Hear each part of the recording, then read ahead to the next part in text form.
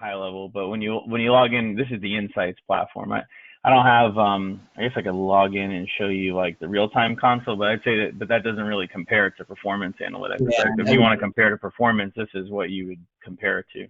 okay. So when you log in for the first day, you have what's called Top Insights.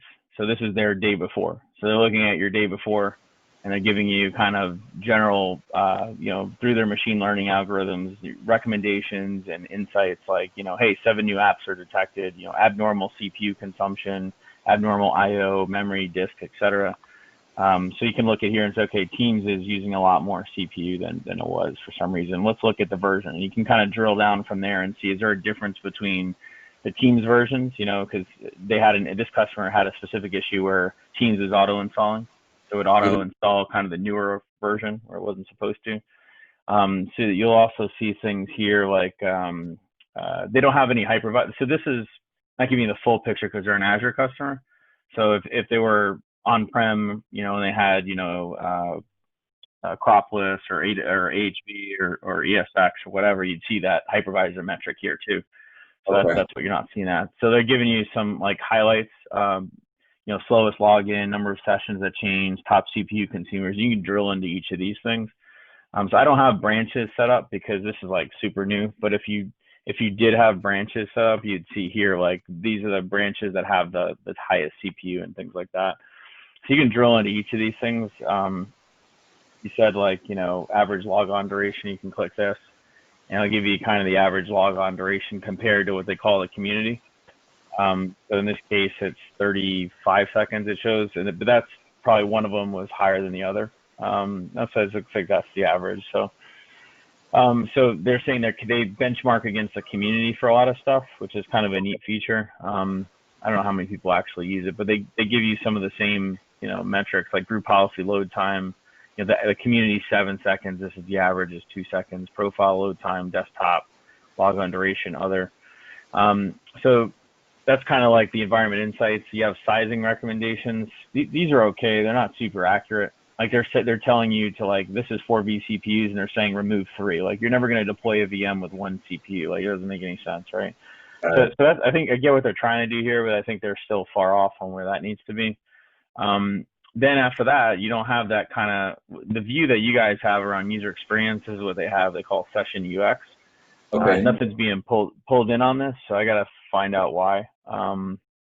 Okay, I guess 24 hours. So it looks like if I go to a week, I'm seeing, oh, you know what, because their trial ended. That's why. So it's probably stopped reporting data. But if you look, they don't give you the same kind of visualizations that you guys are doing. I think you guys do a nicer job with the visualizations. You're just getting like a table view, basically. I can't look at this like I can look at like the last week, last month, but it's not in like that bar chart format. So I think you guys kind of like visualize the data a little bit better. You can export this and do whatever you want with it, but you're just kind of seeing, computer name, session ID. You can see max latency. This is what they're calculating with user experience. It's a little bit about the login time around profile load time, desktop time, load time, et cetera. And here's your branch column. That's what I was saying would be populated. So it's not as granular. I think you guys are getting a little bit more granular around the UX side of things and how you're calculating, I guess, what a UX is. Their session count is, they just give you a kind of an aggregated, if I go to a week, I'll probably see some data here. They're just giving you an aggregate of like, session count, idle versus disconnect here.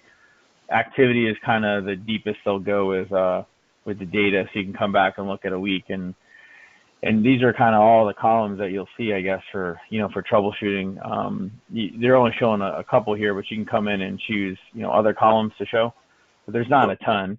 There's a lot more data locally in the console that you get real time, but the historical metrics are limited to these metrics that you see here. So, log on, log off times, receiver version, idle times, profile load time, user OU, branch name, et cetera.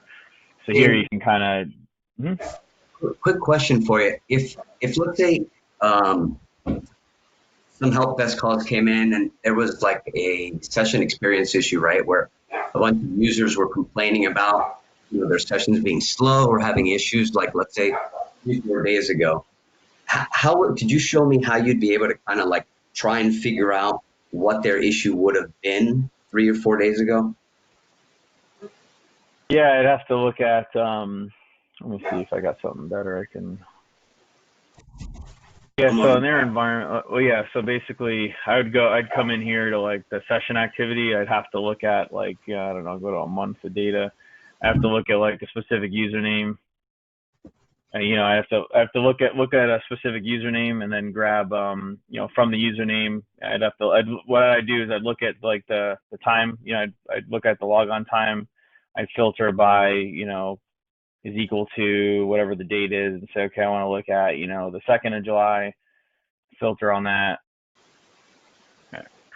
So basically, you can kind of see here. You could see, I look at that specific time, and then basically all you can do is click that user at that time, and this is like the drill down that you see, right? So you can look and see, their session logon time, the date. You can see a little bit detail on the processes. So you get a little bit on the process view of what was happening across, like, Edge was launched at this point in time, and then from here you can, looks like you. On the historical view, I can't go back and drill down here. You'd have to take note of like what happened at that point in time. You can see you just got your login metrics at that point in time. You'd have to come in. You'd see, this is where you drill down. You'd see like CPU utilization. So you can see, okay, for some reason I had 15% CPU here. You can click that, and then see, okay, Edge was a little higher than normal, for instance. Or if I look at IO. Like this IO jumps, 700 IOPS is actually a lot, right? So what was happening? Well, Edge was doing a ton of IO, right? I mean, that's like an insane amount of IO. Maybe they're doing video rendering or something. I don't know. So you'd be able to see at least at minimum what process was running. So this is how you kind of drill down, see the memory that's going on for this particular user. Edge obviously is the majority of the RAM utilization. So that's really it as far as you can drill down here per the session. And then from here, you can, let's say you find out Edge is the issue, you can come over here to app usage details. And from here, you can kind of you'd have to come in and, choose the organization. Let me see. Hold on, I gotta do a week. You'd be able to choose the application, Teams, for instance.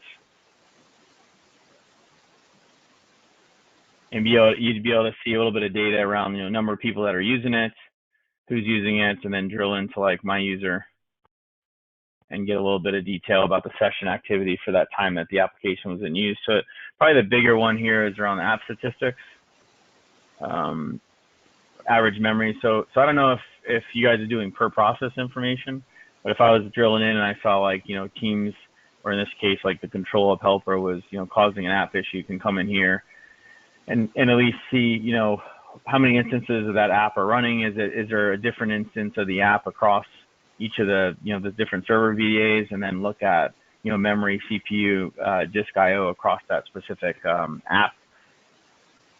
So that's how I would drill down with their system, right? So you'd have to figure out the username, you have to filter on the username, and then you get a little bit of information about what happened at that point in time, and they're looking at the data every 5 minutes. So I think they're every hour they pull in data into Insights. So that's where they have that information. So there's some data around computer trends here. So you'd be able to pull in VDA statistics.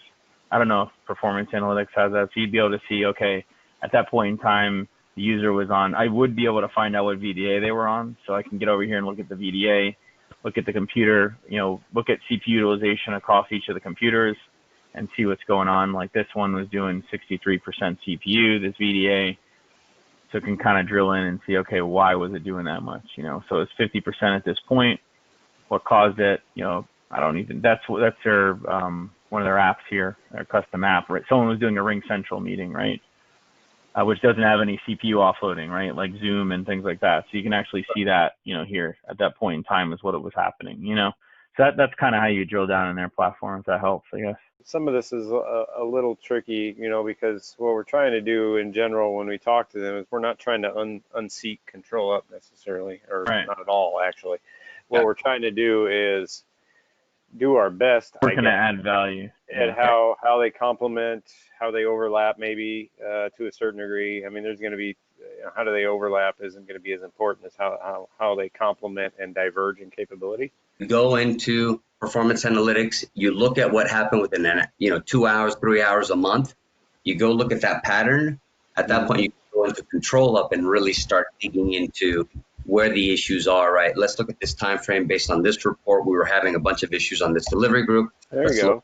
Yeah. At this point, let's look in ControlUp. Let's see what machines are within that delivery group, what machine performance issues, you know, CPU, memory, and then you can start digging into that. So that's good feedback, because like what you're not seeing that here. Like there's no correlation as to what is a delivery group or catalog or anything Citrix specific. It's just very session specific, so you can merge the two. I think there's definitely value there. To where they complement each other then. That's the perfect complement story, right? Because obviously ControlUp's got their agents sitting there and doing all this stuff and getting all this granularity on all the stats that a lot of them, even in Director, we can't get because we don't. I like the amount of data we're getting here from a process on a server perspective is very important to identify. And Director gets that, I think, to a certain extent, but I like the conversation of if ControlUp then this is your way of providing your proactive monitoring from a Citrix perspective and correlating that back to ControlUp for the actual metrics that you need to identify what was going on that box or what issues were going on the network or the NIC or whatnot. Yeah, that complement story. Yeah, I like it.